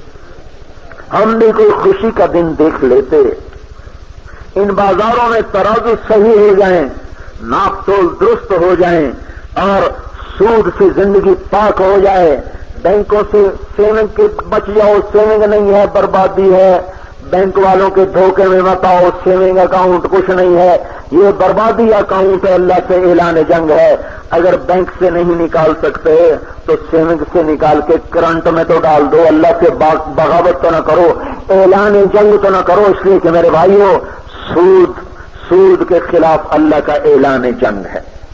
اب پتہ کیا وجہ ہے؟ حالانکہ نماز چھوڑنا سود کھانے سے بڑا گناہ ہے, زنا کرنا سود کھانے سے بڑا گناہ ہے, قتل کرنا سود کھانے سے بڑا گناہ ہے. یہ کیوں کہا کہ سود میں یہ ہوتا ہے کہ اس میں لاکھوں کروڑوں انسانوں کے چولہے بجھ جاتے ہیں اور پیسہ چند ہاتھوں میں آ جاتا ہے. غریب سے غریب تر ہوتا چلا جاتا ہے, مالدار سے مالدار ہوتا چلا جاتا ہے, اور اللہ کے بندوں کے چولہے ٹھنڈے ہو جاتے ہیں. اللہ اپنے بندوں سے پیار کرتا ہے کیونکہ سود کی مصیبت کروڑوں گھروں تک جاتی ہے. اس لیے میں نے کہا ٹھہر جا, میں تیری خبر لیتا ہوں, ٹھہر جا, میں تجھ سے نمٹ لیتا ہوں, آ جا ذرا میرے پاس. اول تو اللہ دنیا میں رگڑا دے کے دکھا دیتا ہے, ورنہ موت کے بعد اللہ تعالیٰ جس دردناک طریقے سے پکڑے گا اللہ تعالیٰ اور کسی کو ایسا نہیں پکڑے گا. ایک قاتل ایک سود خور, ان دونوں کو جیسے اللہ پکڑے گا ایسا کسی کو نہیں پکڑے. عبادات زندہ ہو, کوئی گلگت میں بے نمازی نہ ہو, پہاڑوں میں کوئی بے نمازی نہ ہو, مسجد مرثیہ خانہ رہیں. اقبال کی بات بدل دو, وہ بیچارہ اپنے زمانے میں کہہ گیا مسجد مرثیہ خواہ ہے کہ نمازی نہ رہے. آج اس کا یہ شعر مٹا دو اور ہر مسجد بھر دو. بیٹھنے کو جگہ نہ ملے, سونے کو جگہ نہ ملے, کھڑے ہونے کو جگہ نہ ملے. دوڑو اللہ کی طرف, دوڑو اس کے گھر کی طرف, مسجدیں بھر دو. اذان پر دکانیں بند ہو جائیں, دفتر بند ہو جائیں. شام کا وقت گھروں میں گزارنے کی بجائے مسجدوں میں آ کے بیٹھو اور سوچو یا اللہ گلگت کے ایک ایک آدمی کو کیسے تیرا غلام بنائیں اور ایک ایک عورت کو کیسے تیرا فرما بردار بنائیں. یہ بیٹھ کر سوچو, آپ کی ایک ایک سوچ پر کروڑوں رحمتیں برسیں گی آپ کے اوپر. اور میرے بھائیوں, نبوت والے اخلاق پھیلانا چاہتے ہیں.